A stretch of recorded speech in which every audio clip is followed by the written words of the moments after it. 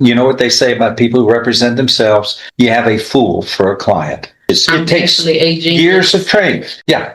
Don't interrupt me when I speak. Stop. Do you want to interrupt me again, ma'am? Ma'am, you just be quiet. Wow. Focus on me. Focus on me. This isn't first grade. You're an adult. You've been warned. You want to speak over me again? What you want to do is what you kind of Ma'am, you're in timeout. We're going to treat you like the child you're acting like. You're in timeout. I'll deal with this next week. Why are you pulling them out? Ma'am, you're under arrest. That's why. Thank you for sharing your description of the video.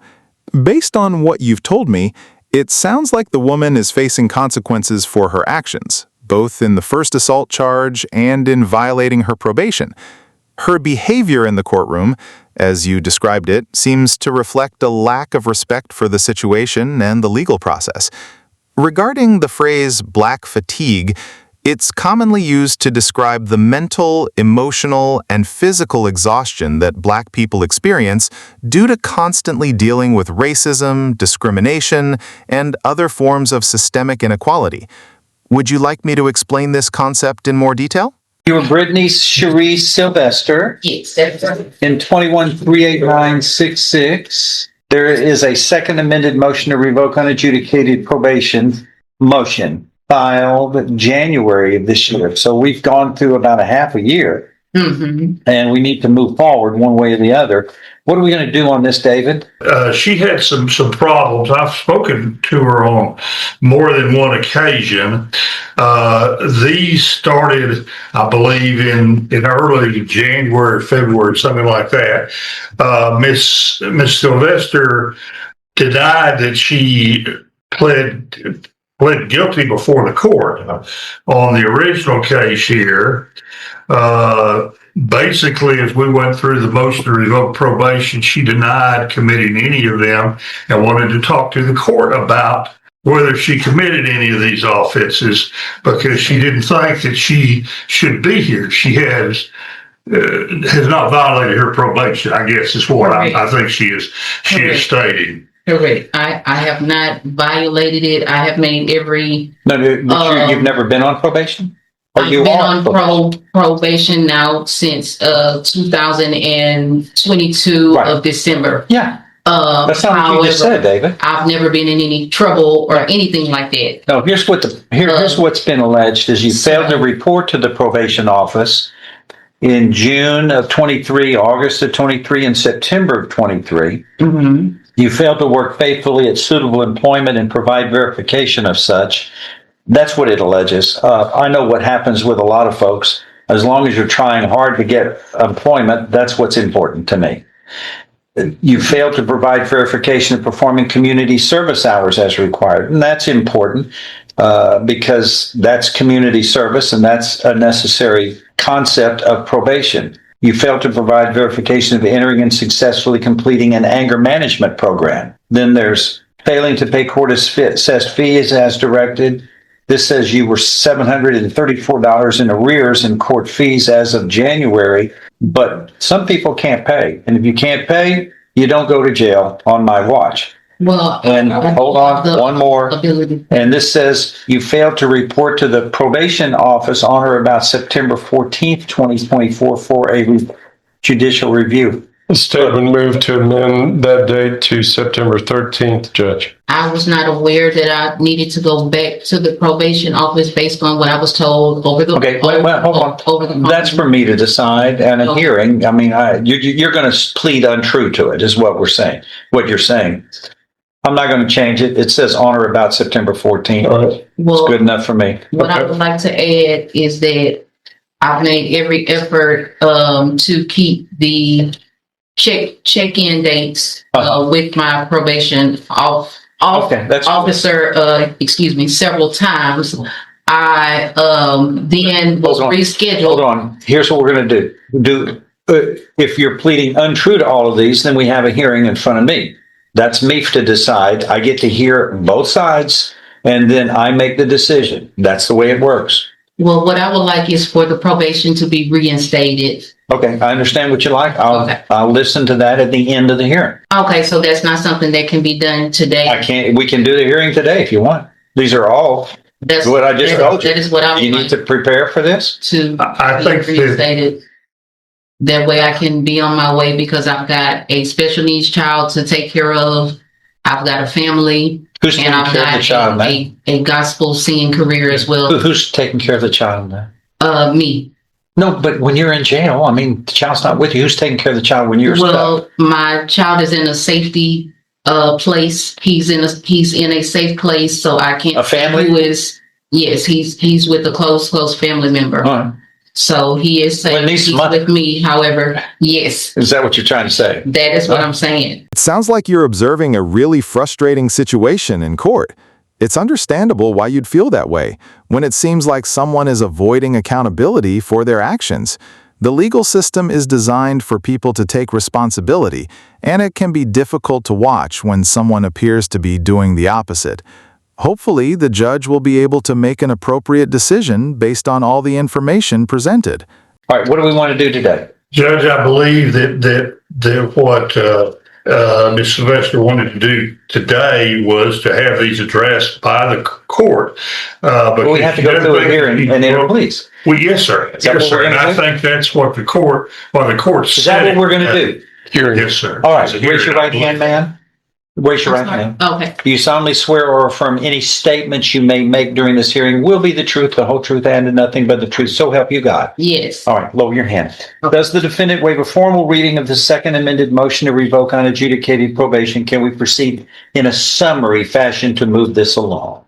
Yes, Your Honor. In summary, ma'am, this states that on December 19th, 2022, in this court, I placed you on deferred or unadjudicated probation for 10 years for the third-degree felony of assault on a public servant. Is all of that true? Is all of that true? Could you read me the date again? You said December 2019? 19th, 2022. You were placed on 10 years deferred or unadjudicated probation. No, correct. Is that correct? All right. That's what it shows in all this file. Correct. Allegation number 1 states you failed to report to the Jefferson County Probation Office on or about June 18th, 2023, August 14th, 2023. Now we're going back 2 years. September 6th, 23, in violation of your probation order. Is that true or untrue? That is untrue. Okay, that's all you need to say. We're going to hear both sides on that. This states number 2, you failed to work faithfully at suitable employment and provide verification of that in violation of your probation order. Is that true or untrue?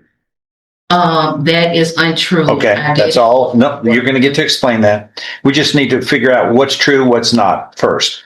3, you failed to provide verification of performing community service hours as required of your probation order. Is that true or untrue? That is untrue. That one is true because so yes. Okay, you'll be able to explain all of that later. That one is a 4, yes. you failed to provide verification of entering and successfully completing the anger management program as directed by the probation office. Is that true or untrue? I did not provide verification of entering it, but I did show up to class. It's no. Yes and no on that one. Because It's entering and successfully completing. It's conjunctive. You have to do both parts. Then no. All right. I'm not going to go on this. You're paying as much as you can pay toward all of these costs and everything, aren't you? I'm paying the count 5, Judge. Yeah, I don't even want to go into the money. 6, you failed to report to the probation office on or about September 14th, 2024 for a judicial review. Is that true or untrue? That is untrue because I wasn't That's all we given need. the information. Yep, that's all we need to know. No objections. Go ahead, state. I would call Dominique Mayfield. Yes, she would, like I stated, she would call and ask to reschedule, but those dates that she would be rescheduled for, she didn't attend. Wow. So out of the times, Ma'am, you know what? Don't be rude. She Oh, gets to please. speak. Yes, you were. I'm not trying to. You just be quiet. Okay, You get a I chance am. to just don't make comments when the lady is speaking. Please, thank you. And we won't interrupt you and be rude. Okay, thank you. I didn't mean If to. rude was I a condition of apologize. probation, you'd be revoked for that. I pass the witness, Judge. Well, It sounds like the situation is quite challenging, and there are definitely a lot of emotions going on in the courtroom. It's not unusual for things to get heated during these kinds of proceedings. Is there anything specific you'd like to discuss about the situation? Go ahead.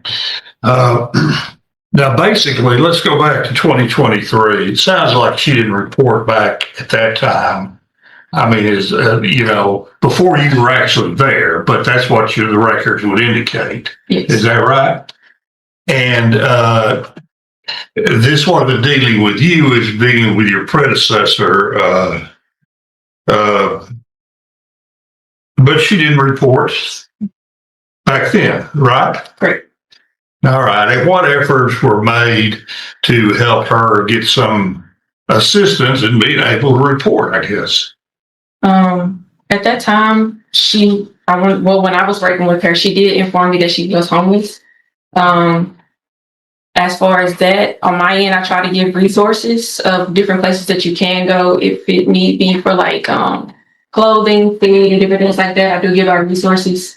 Well, you said that she wasn't trying to work during the time when you the earlier part of the time you were employed at probation. Was she employed during that time, as far as you know? No. So perhaps we should focus on counts 2, 4. It's already been found true. Go ahead, go to the next one. That I was working at Wendy's while I was on Okay. probation in 2023.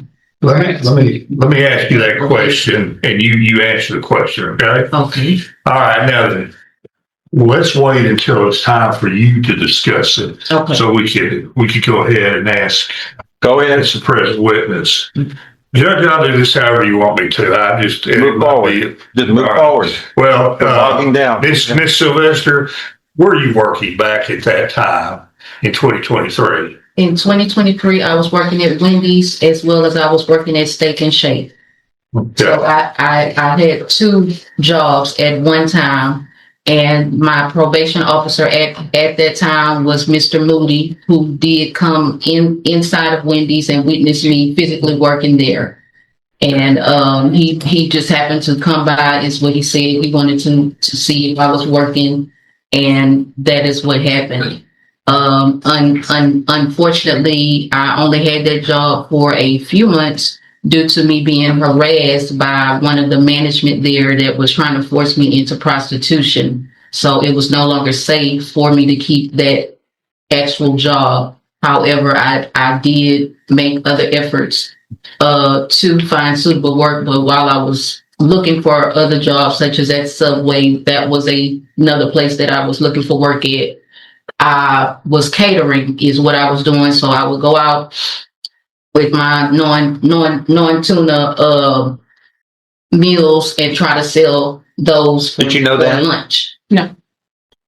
It doesn't do any good if the probation office is not aware of that. Was this before? You can't do it you're not on your own probation. You're supervised. We can't supervise you if you're doing things out there that you're not telling the people what you're doing. You don't get credit for it. You can talk all day long about it. I'm not going to give you credit unless they know, and they supervise you. You don't supervise yourself on probation. They supervise you. And there's no supervision when you're doing things on your own and not telling them. You don't get credit for it. You're going to waste your time. And you don't get credit. David, go to the next one. She sounds like she's trying to work. Go ahead. Okay, well, you tried to get employment then back at that time. Marva Carthon was your probation office? Who? Marva Carthon? Miss Value. Miss Hartman, but there is somebody there, last name of with the last name Valier. There's somebody there with that last name as well. I think I had at least 3 different probation officers that I am aware of. Okay. Miss Mayfield is the third one. I wasn't given any notice. I just figured maybe people quit. So I may have misspoke as far as the name. What about However, Miss Hart anger management program? is one of the people that was probation officer. Focus on me. Focus on me. Anger management. Did you go to the anger management program? I went and they didn't show up. Nobody showed up for the class that I was signed up for at Family Services. It was in 2023. It sounds like a very frustrating situation for everyone involved. It's understandable to feel that some people are struggling with the requirements of probation. The goal of probation is to help people reintegrate into society while maintaining law and order. It can be challenging for some to meet those requirements, even though the expectations are generally clear. It sounds like you have a strong opinion about the lawyer's efforts. They often play a difficult role in the legal system. Do you have any specific questions about the probation process? I spoke with Crystal, who was the attendant working at Family Services at one of their off-site campuses where they do offer anger management. I asked her what was going on as far as why no one showed up. She said she didn't know. She was going to call them and find out why they didn't show up to the actual class. Right. But Let me ask you I was already signed up for Anger the anger management course. All right. And Stop. I did show up. Stop. Anger management program. What does that consist of exactly? I order it in every case almost, but I've never been to see what it's like. Is it a time program or is it a one thing? It's well, if you're doing it through Family Services, it's sessions, and you have to pay per session. Then you have the option to do it through Court Solutions online, and it's a 12-hour course. It's self-paced. You pay a one-time fee, and then once you complete it, you print off the certificate and they bring it in. Okay. How many times do the probationers have to go to a class? For anger management, they're going in person. It is once a week. For how long? 12 weeks. 12 weeks. 12 weeks. 12 times. You got to go 12 times. And they normally Did you do that? So No. I Not even showed up close. once, and they were supposed to update me about when they were going to Ma'am, come back. Let me just tell you this. You have everything to lose. We have 5,000 probationers. You've got to do your part you had an obligation. You sign it. This is what I plan to do. This is my promises I make. And you can't rely on them. You've got to do your own heavy lifting and figure it out. And don't blame it on nobody told me. You've got to take a positive effort. Right. It's your life. It's your freedom. Right. So that's We what got 5,000 probationers we're working with. But we can't be, this isn't first grade. You're an adult. You've got to do some of the heavy lifting on your own. You have an order of this court that you have to perform. You can't blame it on the fact that nobody told you how to do it. You've got to go seek it out. Right. Family to report September 14th, 2024 for a judicial review. that was for here. For here. Mhm. Oh, yes, she didn't come to court. No, she didn't. Explain that one away, if you can. I wasn't aware that I was supposed to be in court. Yes, you were. Because I was told last year when I spoke to Judge Stevens' court that my charges were already dropped. They looked in. Nobody said that. Into my name, and that is what I was. Nobody told. said that They with my pulled up court. the call number. They don't do that. That's not Yeah. what they do. Well, they are paid to give me the information since I was representing myself at that time as pro se. And so they were giving me. You know what they say about people who represent themselves? You know what they say about you? You're a smart lady. You know what they say about people who represent themselves who aren't lawyers? You have a fool for a client. That's an old saying from way back. That's a foolish choice. You're not competent to do this. You didn't go to law school. Not that you're not capable. You probably are. But you don't have the qualifications, the experience, the training. It takes more than just wanting to do it. It'd be like me doing hair coloring. I wouldn't know what to do. I'd have to learn it. I mean, I don't know. But this, I have 4 degrees. And that's what it takes to be a lawyer. You think I just dreamed that up one day and then I can start representing myself? I can, but there's that old saying, if you want to represent yourself, you have a fool for a client. Because it takes, especially if you're not trained in it and you don't have the law degree and you don't have the bar license, all of that is important to handling other people's lives, including yourself. This is freedom. This is part of the Constitution. You don't want to lose that because you think you can handle something. Brain surgery. Do you do much of that?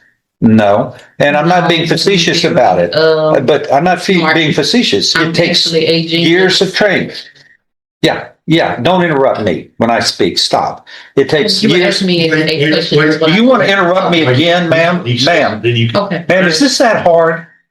When I speak, everybody's got to stop. That's kind of the rule because she can't take two people speaking over each other. Okay? And next time it happens, you're in contempt of court, which means you go to jail for a longer period of time. You've been warned. You want to speak over me again? What you want to do is what you kind of Ma'am? like. This Don't is my talk. first Ma'am? time being- Listen for it. Ma'am? Let me finish this. Ma'am, Okay. you're in timeout. We're going to treat you like the child you're acting like. You're in timeout. I'll deal with this next week. Okay? I'll deal with this next week. I've had enough of your rudeness and you're speaking over everybody. Just like that. You're going to go to jail. I'll deal with this next week. Okay. Bye. This is my first time That's ever being. No, it's not, ma'am. Yes, it is. You- I've never been in Ma'am, trouble. you're an adult. Why are you pulling my? Ma'am, you're under arrest. That's why. You're in custody. I understand that. All right, thank you. Quit being rude. Quit being rude, ma'am. Thank you. You're rude. Quit being rude. What's next? Let me go to somebody else. Based on what you described, it sounds like the judge took a somewhat lenient approach with a 7-day jail sentence for contempt, especially considering she was back for the same thing a second time. The judge noted her potential, yet she still demonstrated lack of respect for the court process. Some might argue she deserved more time given her repeat offense and blatant disrespect, but the judge also seemed to prioritize probation with stricter terms to hopefully encourage change. What aspects of the situation do you think should influence the decision on how someone should be held accountable?